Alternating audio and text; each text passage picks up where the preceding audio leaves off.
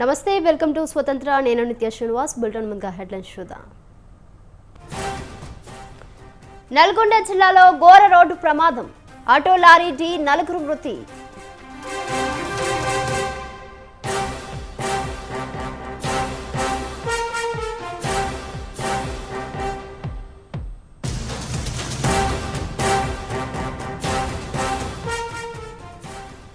షేక్పేట్లో దారుణం, కుక్కల దాడిలో చిన్నారి మృతి.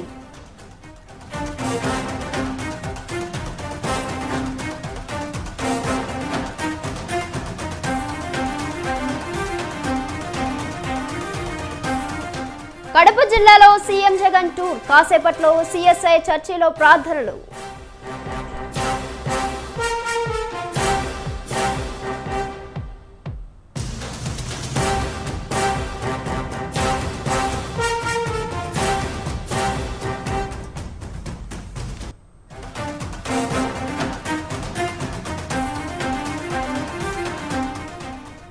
దేశవ్యాప్తంగా క్రిస్మస్ వేడుకలు, విద్యుత్ కాంతుల్లో మెరిసిపోతున్న చర్చ్లు.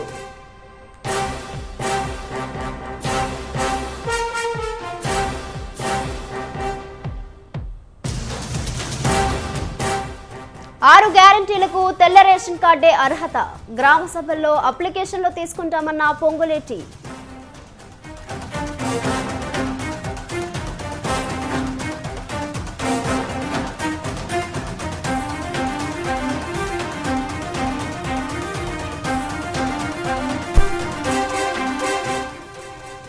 తెలంగాణలో జిల్లాలకు ఇన్ఛార్జ్లు, 10 మంది మంత్రులను నియమిస్తూ ఉత్తర్వులు.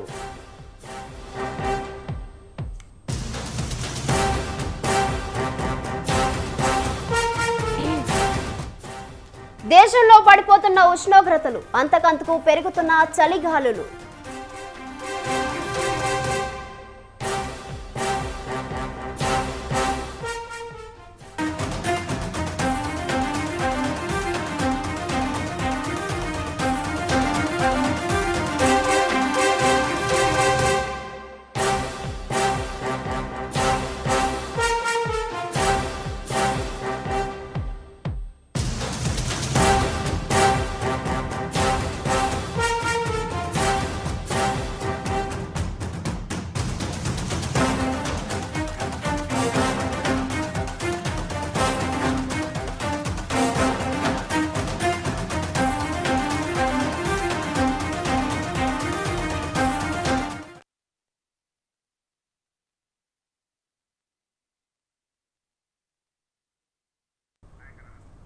మరో బ్రేకింగ్ న్యూస్ చూస్తున్నాం. హైదరాబాద్ షేక్పేట్లో దారుణం జరిగింది. వీధి కుక్కల దాడిలో 5 నెలల చిన్నారి మృతి చెందాడు. ఇంట్లో నిద్రిస్తున్న శరత్ పై కుక్కల దాడి చేశాయి. దీంతో చిన్నారిని ఉస్మానియా ఆసుపత్రికి తరలించారు. అక్కడ చికిత్స పొందుతూ బాలుడు మృతి చెందాడు. ఈ నెల 8న వినోబానగర్లో ఈ ఘటన జరగగా ఆలస్యంగా వెలుగులోకి వచ్చింది.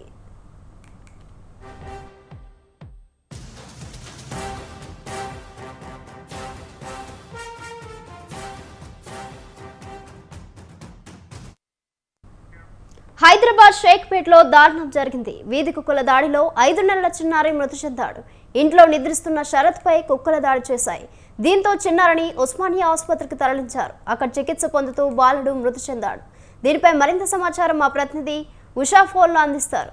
ఉషా, విద్యా వీధి కుక్కల దాడికి మరో చిన్నారి మృతి చెందాడు. 17 రోజుల క్రితం ఏదైతే తన తల్లిదండ్రులు కూలీ పనులకు వెళ్తూ చిన్నారిని గుడిసెలో నిద్రిస్తున్న చిన్నారిని వదిలి కూలీ పనులకు వెళ్లారు. వెంటనే అక్కడ ఉన్నటువంటి కుక్కలు ఏవైతే ఉన్నాయో అవి గుడిసెలో ఉన్నటువంటి చిన్నారి మీద దాడి చేశాయి. దాడిలో తీవ్రంగా గాయపడిన చిన్నారి ఏడుస్తూ ఏదైతే కూలి పనులు అయిపోయిన తర్వాత వచ్చినటువంటి తల్లిదండ్రులు చూసేసరికి చిన్నారి ఏడుస్తూ ఉన్న సంఘటన చూడడంతో వెంటనే అక్కడ నుంచి నీలోఫర్ హాస్పిటల్ కి, ఆ తర్వాత గాంధీ హాస్పిటల్ కి తరలించారు. మొత్తం మీద వైద్యుల సలహా మేరకు ఉస్మానియా హాస్పిటల్ కి తరలించారు. మొత్తం మీద బాబు 17 రోజుల నుంచి కూడా చికిత్స పొందుతూ ప్రాణంతో పోరాడుతూ నిన్న సాయంత్రం 5:30 సమయంలో మృతి చెందినట్టుగా తెలుస్తోంది. ప్రస్తుతం చూసుకున్నట్టయితే వీధి కుక్కల పైన కూడా నిఘా ఏర్పాటు చేశారు జిహెచ్ఎంసీ అధికారులు. కానీ తరచూ కూడా ఇలాంటి సంఘటనలు పునరావృతం అవుతూనే ఉన్నాయి. దీని మీద కఠిన చర్యలు తీసుకోవాలన్న కోణంలోనే స్థానికులు కావచ్చు, నగరవాసులు కావచ్చు, ప్రతి ఒక్కరు కూడా కోరుతున్నారు. తెలంగాణ వ్యాప్తంగా ఇప్పటికే కుక్కలను కట్టడి చేసేందుకు అనేక చర్యలు చేపట్టినప్పటికీ కూడా ఇలాంటి సంఘటనలు చాలా దురదృష్టకరము. 5 నెలల పసికందు, ఏదైతే ఎమోషన్స్ ని ఎక్స్ప్రెస్ చేయలేని పసికందు, అదే తల్లిదండ్రులు కూలి పనులు ఏదో వలస వచ్చినటువంటి కూలీలు వీళ్ళు వేరే ఊరు నుంచి ఇక్కడికి వచ్చి కూలి పనులు చేసుకునేటటువంటి వారు. ఏదైతే షేక్పేట వినోబా నగర్ లో ఉంటున్నారు అనూష అంజీ దంపతులు, మొత్తం మీద 5 నెలల పసికందు ఘటన మాత్రము అమానవీయమైన ఘటన. కుక్కల దాడిలో చిన్నారి చనిపోవడము, అలాగే చిన్నారికి సంబంధించి 17 రోజుల పాటు మృత్యుతో పోరాడాడు చిన్నారి. శరత్ మృతి పట్ల కుటుంబ సభ్యులు అలాగే అక్కడ ఉన్నటువంటి స్థానికులు కూడా దీన్ని తీవ్రంగా ఖండిస్తున్నారు. మొత్తం మీద కుక్కలు చిన్నారి మీద చేసినటువంటి దాడి మీద వెంటనే అధికారులు స్పందించాలి. ఇలాంటి సంఘటనలు మళ్ళీ పునరావృతం కాకుండా చర్యలు తీసుకోవాలన్న కోణంలోనే పేర్కొంటున్నారు నిత్య. Right Usha, thank you.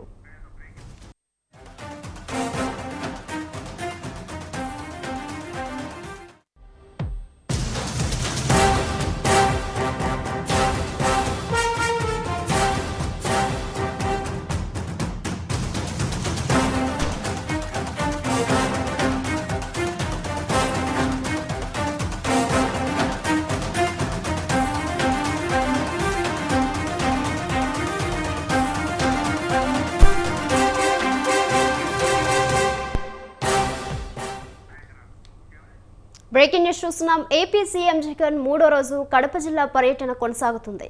కాసేపట్లో పులివెందులలోని సిఎస్ఐ చర్చ్లో క్రిస్మస్ వేడుకల్లో ఆయన పాల్గొంటారు. ఆయనతో పాటు జగన్ కుటుంబ సభ్యులు కూడా పాల్గొంటారు. అనంతరం ఆయన తాడేపల్లి బయలుదేరనున్నారు.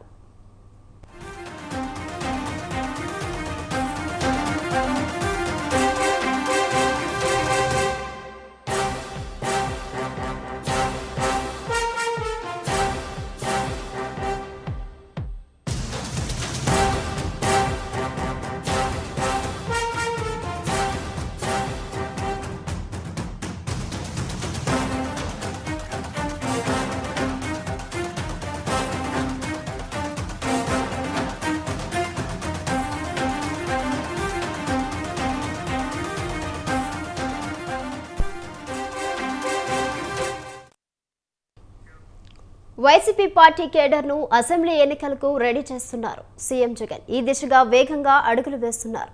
మళ్లీ వైసీపీ పార్టీని అధికారంలోకి తీసుకురావడమే లక్ష్యంగా పలు నియోజకవర్గాలకు ఇన్ఛార్జీలను కూడా మార్చారు. ఇదిలా ఉండగా ఇప్పుడు ప్రాంతాల వారీగా సమీక్షలు నిర్వహిస్తున్నారు. స్థానిక నేతలతో సమావేశమై ఆయా నియోజకవర్గాల్లో పార్టీ పరిస్థితి తెలుసుకుంటున్నారు. ఎట్టి పరిస్థితుల్లోనూ వచ్చే ఎన్నికల్లో గెలవాలంటూ ముఖ్యమంత్రి జగన్ దిశానిర్దేశం చేస్తున్నారు.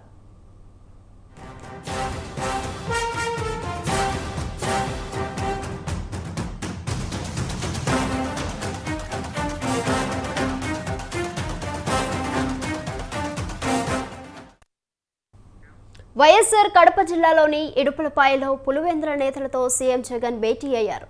స్థానిక సమస్యలు, క్షేత్రస్థాయి అంశాలపై అభిప్రాయాల గురించి నేతలను అడిగి తెలుసుకున్నారు. వచ్చే ఎన్నికలపై సీఎం జగన్ దిశానిర్దేశం చేశారు. వచ్చే ఎన్నికల్లో 175 స్థానాలు గెలిచేలా కృషి చేయాలని దిశానిర్దేశం చేశారు.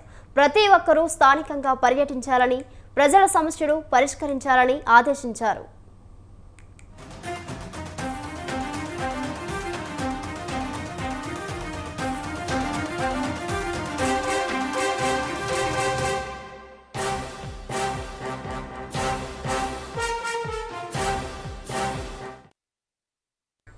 సొంత జిల్లాలో 3 రోజులు పర్యటనకు వెళ్లిన సీఎం తన 2వ రోజు పర్యటనలో భాగంగా ఇడుపలపాయలోని దివంగత నేత వైఎస్ఆర్ ఘాట్కు వెళ్లారు. వైఎస్ఆర్కు నివాళులర్పించారు సీఎం వైఎస్ జగన్. ఇతర కుటుంబ సభ్యులు, పలువురు వైసీపీ నేతలు ఘాట్ వద్ద ప్రత్యేక ప్రార్థనలు చేశారు. కాసేపట్లో పులివెందులలోని సిఎస్ఐ చర్చ్లో ప్రత్యేక ప్రార్థనలో పాల్గొంటారు.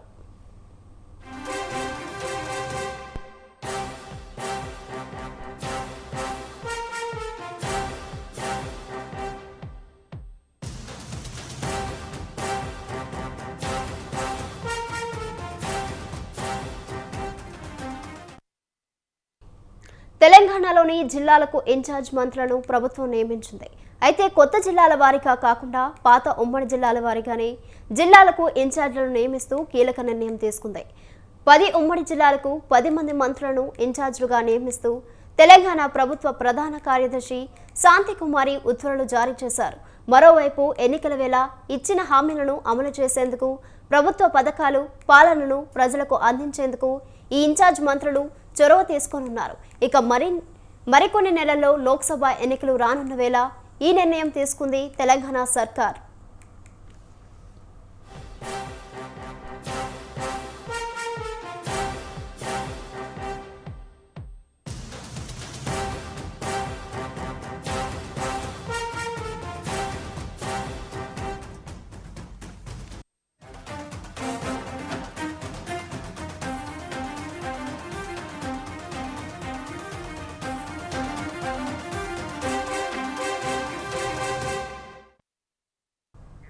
హైదరాబాద్ జిల్లాకు ఇన్ఛార్జ్ మంత్రిగా పొన్నం ప్రభాకర్ను తెలంగాణ ప్రభుత్వం నిర్ణయించింది.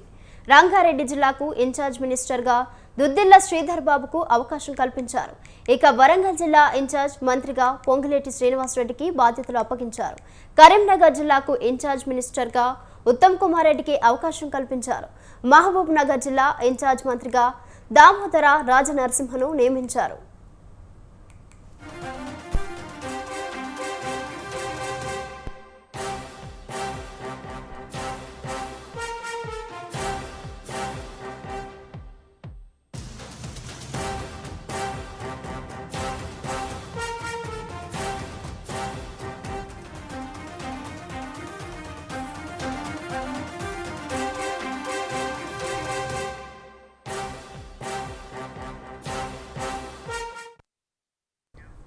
ఖమ్మం జిల్లాకు ఇన్ఛార్జ్ మంత్రిగా కోమటిరెడ్డి వెంకటరెడ్డికి అవకాశం కల్పించారు.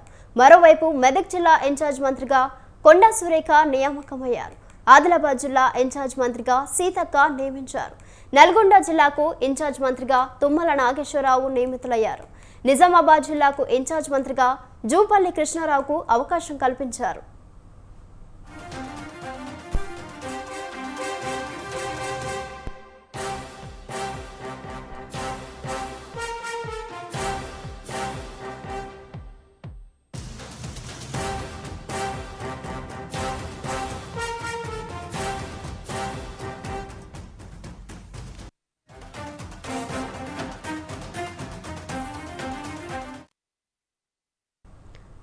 తెలంగాణలో 7 ఐఏఎస్ అధికారులు బదిలీ అయ్యారు. ఇంటర్ విద్యా డైరెక్టర్గా శృతి ఓజాను ప్రభుత్వం నియమించింది. ట్రాన్స్పోర్ట్ కమిషనర్గా జ్యోతి బుద్ధప్రసాద్, సివిల్ సప్లై కమిషనర్గా డిఎస్ చౌహాన్ను నియమించింది. గిరిజన సంక్షేమ డైరెక్టర్గా నరసింహారెడ్డి, ఎక్సైజ్ శాఖ కమిషనర్గా ఈ శ్రీధర్ను నియమించింది. కలెక్టర్ భారతి హోలీకేరికి ప్రభుత్వం పోస్టింగ్ ఇవ్వలేదు.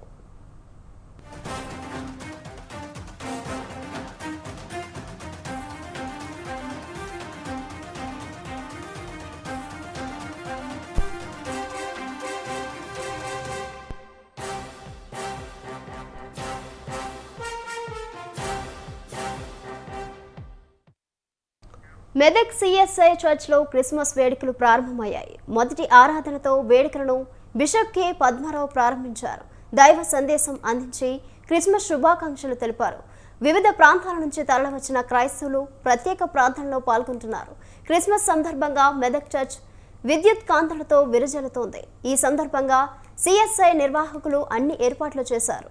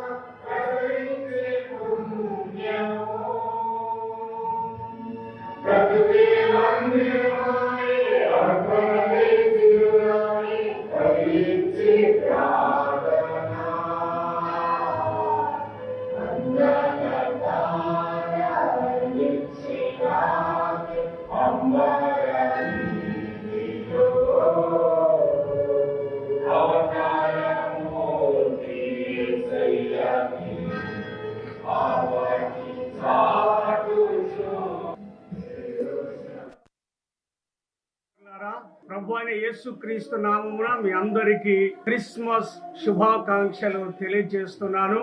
2023 సంవత్సరాల క్రితం దేవుడైన యెహోవా సర్వలోక ప్రజలను ప్రేమించి తన ఏకైక కుమారుడు యేసుక్రీస్తును నరావతారిగా ఈ భూమి మీదికి పంపించిన శుభదినం డిసెంబర్ 25వ తారీఖున యేసుక్రీస్తు జన్మించుండగా సర్వ ప్రజలకు పాప విమోచకుడు, సర్వోన్నతుడు, సర్వశక్తి గల దేవుడు ఆయన మనల్ని ప్రేమించి ఈ భూమి మీదకి వచ్చి తన చేతులను చాచి తన కౌగిట్లోనికి మనల్ని ఆహ్వానిస్తూ ఉండగా ఈ క్రిస్మస్ దినమున సర్వ ప్రజలు దేవుని మందిరంలోనికి వచ్చి ఆరాధన చేసి దేవుని ఆశీర్వాదాలు పొందవలసిందిగా నేను కోరుకుంటూ, సహోదరి సహోదరులారా, ప్రభువైన యేసుక్రీస్తు నామమున మీ అందరికీ క్రిస్మస్ శుభాకాంక్షలు తెలియజేస్తున్నాను.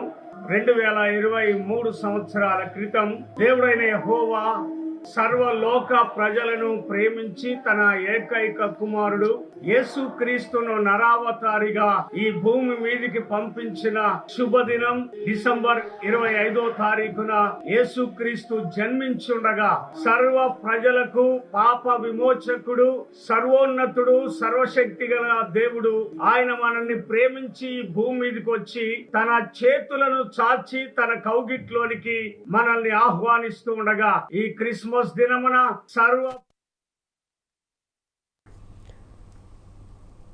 దేశవ్యాప్తంగా క్రిస్మస్ వేడుకలు ఘనంగా జరుగుతున్నాయి. క్రిస్టియన్ సోదరులు చర్చిలో తెల్లవారుజాము నుంచి ప్రత్యేక ప్రార్థనలు చేస్తున్నారు. సికింద్రాబాద్ చర్చిలో ప్రత్యేక ప్రార్థనలు జరుగుతున్నాయి. దీనిపై మరింత సమాచారం మా ప్రతినిధి సికింద్రాబాద్ నుంచి లైవ్ లో రాజు అందిస్తారు. రాజు. రైట్ నిత్య, ప్రపంచవ్యాప్తంగా క్రిస్మస్ వేడుకలు ఘనంగా జరుగుతూ ఉన్నాయి. అన్ని చర్చిల్లో కూడా విద్యుత్ దీపాల కాంతుల నడుమ విరాజిల్లుతున్నటువంటి పరిస్థితి అయితే ఉంది. ముఖ్యంగా యేసుక్రీస్తు జన్మించినటువంటి ఈ పర్వదినాన్ని పురస్కరించుకొని పెద్ద ఎత్తున వేడుకలు నిర్వహించుకున్నటువంటి పరిస్థితి అయితే ఉంది. ఈరోజు చర్చికి వచ్చి ప్రత్యేక ప్రార్థనలు చేసిన అనంతరం కూడా వాక్యము చదివిన తర్వాత ఒకరికొకరు విషయం చెప్పుకుంటున్నటువంటి పరిస్థితి అయితే మనం గమనించుకోవచ్చు. ప్రత్యేకంగా ఇప్పుడే కొద్దిసేపటి క్రితమే వాక్యము పూర్తయింది. అనంతరం కూడా ఇక్కడికి వచ్చి ఒకరికొకరు విషయం చెప్పుకుంటున్నటువంటి పరిస్థితి అయితే మనకు కనిపిస్తూ ఉంది. అంతేకాకుండా యేసుక్రీస్తు జన్మించినటువంటి చరిత్ర తెలుసుకునేందుకు కూడా ఇక్కడికి చేరుకునేటటువంటి క్రైస్తవులకు ఈజీగా అర్థమయ్యే విధంగా కూడా యేసుక్రీస్తు ఒక పశువుల పాకలో జన్మించారు. ఆయన జన్మించిన రోజునే ఈరోజు క్రిస్మస్ ప్రపంచవ్యాప్తంగా సెలబ్రేట్ చేసుకున్నాము అనేది కూడా చిహ్నంగా చూపించేందుకు ఇక్కడ ఏర్పాటు చేశారు. ఒక రంగురంగుల విద్యుత్ దీపాల నడుమ అలాగే స్టార్స్ కూడా ఏర్పాటు చేశారు. అంటే యేసుక్రీస్తు జన్మించిన రోజు కావున ఒక ప్రత్యేకంగా నక్షత్రాన్ని చిహ్నంగా చూపిస్తూ కూడా ఇక్కడ ఏర్పాట్లు చేయడం అనేది జరిగింది. అంతేకాకుండా ప్రస్తుతం వారితో మాట్లాడించేటటువంటి ప్రయత్నం చేద్దాము. ఈరోజు ఏ విధంగా సెలబ్రేట్ చేసుకుంటారు ఏంటి అనేది, ఎట్లా సెలబ్రేట్ చేసుకుంటారు క్రిస్మస్ని? తమిళ్. ఓకే, ముఖ్యంగా ఇక్కడికి వందలాది మంది క్రైస్తవులు చేరుకొని కూడా కొద్దిసేపటి క్రితమే వాక్యం చదివారు. ఎట్లా సెలబ్రేట్ చేసుకుంటారు ఏంటి అంటే ఇది క్రిస్మస్ అంటే మన జీసస్ తాழ்మేగా చాలా గుడిసెలో పుట్టించారు. దానివల్ల ఎంతో వాళ్ళు పెద్ద అరణ్మనే లేదు, అది దానివల్ల ఇది పెద్ద గొప్ప, దానివల్ల పెద్ద గ్రేట్ ద క్రిస్మస్. వరల్డ్ పూరా ఇది చేస్తారు, పండుగ చేస్తారు. பாவிகளை ரட்சிக்கவே கிறிஸ்து உலகத்தில் பாலனாக பிறந்தார். అది నాళ్ళే చేసుకుంటాం, జాలీగా సెలబ్రేట్ చేసుకుంటాం. ఓకే, డ్రెస్సెస్ కూడా ఏమైనా పర్చేజ్ చేశారా? కొత్త డ్రెస్సులు కొనుగోలు చేశారా? ఈరోజు ఇంట్లో ఏమేమి స్పెషల్ చేస్తారు? బిర్యానీ చేస్తారు. ఓకే, మీరు చెప్పండి అమ్మా, ఎట్లా సెలబ్రేట్ చేస్తారు ఈరోజు, ఏంటి మొత్తం ఓవరాల్ ఎట్లా ఉంటుంది? సెలబ్రేట్ చేస్తారంటే ఈరోజు బాగా మనకి పుట్టినరోజు మాకు క్రిస్టియన్స్ అయితే గొప్పగా, మాకైతే ఎంతో గొప్పగా సంవత్సరానికి ఒక్కసారి వస్తుంది. అయితే పిల్లలతో ఫ్యామిలీతో మేము వస్తాం, చర్చికి వచ్చి మళ్ళీ వెళ్ళిన తర్వాత పలహారాలు చేసుకొని మా ఫ్రెండ్స్కు ఇంకా షేర్ చేసుకుంటాం. కేక్లు ఉంటుంది, స్పెషల్ కేక్ అని క్రిస్మస్ కేకు. అది ఇంకా ఈవినింగ్ వరకు ఇంకా ఒక్కరోజు అయినా కానీ అందరితో బంధువులతో అయినా కానీ ఫ్రెండ్స్తో అయినా కానీ కలిసిమెలిసి బాగుంటాం ఈరోజు అయితే. అంటే ఎవ్రీ సండే ఇక్కడ ప్రార్థనలు చేస్తారు. అయితే ఈ రోజు స్పెషల్గా వాక్యం ఏమైనా చదువుతారా? ఎట్లా ఉంటుంది? ఉంటుంది, అది స్పెషల్ అని ఉంటుంది. రెగ్యులర్ ఉండే సండే కన్నా ఈరోజు స్పెషల్ అన్నమాట. పండగలాగా ఉంటుంది, మాకు గొప్పగా ఉంటుంది. అంటే ప్రపంచం మొత్తము క్రీస్తు జన్మించిన రోజుని సెలబ్రేట్ చేసుకుంటున్నాము. అయితే క్రీస్తు జన్మించిన స్థలంలో బేత్లెహేంలో మాత్రం ఇజ్రాయెల్ హమాస్ యుద్ధం నడుస్తూ ఉంది. అక్కడ సెలబ్రేషన్స్ ఏమి లేవు. ఎట్లా ఫీల్ అవుతున్నారు? ఏంది అది పాపం కష్టమే, చాలా ఫీల్ అవుతున్నాం అది. ఎందుకంటే మనకు చాలా బాధ అనిపిస్తుంది అక్కడ ఆ చోట ఇట్లా అవుతుందని. ఇట్స్ ఓకే, వాళ్ళ కోసం మనం ప్రార్థన చేయడం తప్ప ఇంకేమీ లేదు మనకి, అంతే కదా. మేమైతే చాలా హ్యాపీగా, చాలా జాలీగా క్రాకర్స్ అన్ని కాలుస్తాము, నైట్ కేక్ కట్ చేస్తాము, పిల్లలతోని, ఫ్యామిలీతోని, ఫ్రెండ్స్తోని చాలా చాలా హ్యాపీగా పాటలు పాడుకొని డ్యాన్స్ చేసుకొని, అసలు మనం పుడితేనే మామూలుగా చేసుకుంటాం కదా, ఇంకా జీసస్ అంటే మనకు లోకరక్షకుడు కాబట్టి చాలా చాలా హ్యాపీగా మేము సెలబ్రేట్ చేసుకుంటాం. కాకపోతే అక్కడ వాళ్ళు చేసుకోవట్లేదు కాబట్టి చాలా ఫీల్ అవుతున్నాం. నెక్స్ట్ ఇయర్ లోపు జీసస్ వాళ్ళకి తప్పకుండా అక్కడ వాళ్ళందరూ మళ్ళీ మళ్ళీ క్రిస్మస్ చేసుకోవడానికి. జీసస్ చరిత్ర గురించి ఏమైనా చెప్తారా? జీసస్ చరిత్ర అంటే మన గురించి, మన పాపాల గురించి ఆయన మళ్ళీ జన్మించి మన పాపాలను రక్షించడానికి ఆయన జన్మించిండు.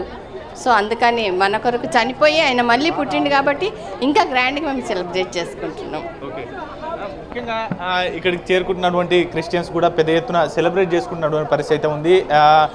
యేసుక్రీస్తు జన్మించినటువంటి దినం కాబట్టి ఈరోజు పర్వదినాన పురస్కరించుకొని కూడా ఇక్కడ శాంటాను కూడా ఏర్పాటు చేశారు. ఇక్కడ పెద్ద ఎత్తున క్రిస్టియన్స్ కూడా హాజరై వాక్యాన్ని చదివినటువంటి పరిస్థితి కనిపిస్తూ ఉంది. మరి కాసేపట్లో తెలుగులో కూడా ఇప్పటి వరకు కూడా తమిళ్లో వాక్యం చదివారు. అనంతరం కూడా మరి కాసేపట్లో కూడా తెలుగులో కూడా ప్రారంభమవుతుంది అనేది కూడా చెప్తున్నటువంటి పరిస్థితి ఉంది. అంతేకాకుండా ఒకరికొకరు శుభాకాంక్షలు తెలుపుకొని సెలబ్రేట్ చేసుకుంటున్నటువంటి పరిస్థితి ఉంది. ఎట్లా సెలబ్రేట్ చేసుకుంటారు ఏంటి? తెలుగులో అక్క చొల్లు తెలుగులో ఎట్లా సెలబ్రేట్ చేస్తారు ఏంటి? క్రిస్మస్ దేవుడు పుట్టిన, యేసు ప్రభు పుట్టిన దినం ఇది. ఆయన రక్షకుడు, లోక రక్షకుడు, లోకానికి వెలుగునిచ్చే దేవుడు. దాన్ని సందర్భంగా మేము సెలబ్రేట్ చేస్తాం అన్నమాట. ఓకే, ఈరోజు ఇంకా స్పెషల్గా ఇంకేమైనా చేస్తారా? ఇంట్లో అయినా ఇక్కడ చర్చిలో అయినా ప్రత్యేకంగా ఏముంటుంది? ప్రత్యేకంగా ప్రార్థనలు ఉంటాయి. ఇంట్లో ప్రార్థనలు ఉంటాయి, ఇక్కడ ప్రార్థనలు ఉంటాయి. తర్వాత ఇంకా అంత రిలేషన్స్ వస్తారు, పోతారు, అవన్నీ ఉంటాయి. ఇవాళ వంటకాలు ఏమేం చేస్తారు? ఇవాళ స్పెషల్ డిషెస్ ఏముంటాయి? ఒక్కొక్కరు ఇష్టం, ఒక చికెన్ చేస్తారు, ఒకరు బిర్యానీ చేస్తారు. ఇష్టం, అది ఎవరు వాళ్ళ ఇష్టం వాళ్ళు చేస్తారు. ఇంకా అంతే చుట్టూ అంతనే మా అమ్మాయి చెప్పింది కదా, అంతనే తండ్రి ఏసయ్యకు అంతనే. ఓకేనా? అందరూ కలిసి క్రిస్మస్ పర్వదినాన్ని కూడా అందరూ రిలేటివ్స్ అందరూ కూడా కలుసుకొని ఒక బ్రహ్మాండంగా సెలబ్రేట్ చేసుకుంటామని చెప్తున్నటువంటి పరిస్థితి ఉంది. ముఖ్యంగా ఇక్కడ వందలాది మంది క్రిస్టియన్స్ చేరుకొని కూడా పెద్ద ఎత్తున ఈ యొక్క సెలబ్రేషన్స్లో పాల్గొన్నటువంటి పరిస్థితి కనిపిస్తూ ఉంది. ముఖ్యంగా కొద్దిసేపటి క్రితమే ప్రత్యేక ప్రార్థనలు చేసిన అనంతరం కూడా ఒకరికొకరు ఆలింగనం చేసుకొని విషెస్ చెప్పుకుంటున్నటువంటి సిచ్యువేషన్ కనిపిస్తూ ఉంది. అంతేకాకుండా క్రిస్మస్ కేకును కూడా రెడీ చేసుకుంటాం ఇంట్లో, అనంతరం ప్రత్యేక వంటకాలు చేసుకుంటాం అనేది కూడా చెప్తున్నటువంటి పరిస్థితి మనకు కనిపిస్తున్నటువంటి పరిస్థితి కనిపిస్తూ ఉంది. ఓవరాల్గా క్రిస్మస్ వేడుకలకు సంబంధించి అయితే పెద్ద ఎత్తున ఇక్కడ ఏర్పాట్లు చేశారు. ఆ విద్యుత్ దీపాల నడుమ కూడా ఈ సెలబ్రేషన్ చేసుకుంటామని కూడా చెప్తున్నటువంటి పరిస్థితి అయితే ఉంది. నిత్య రైట్ రాజు, థ్యాంక్ యూ.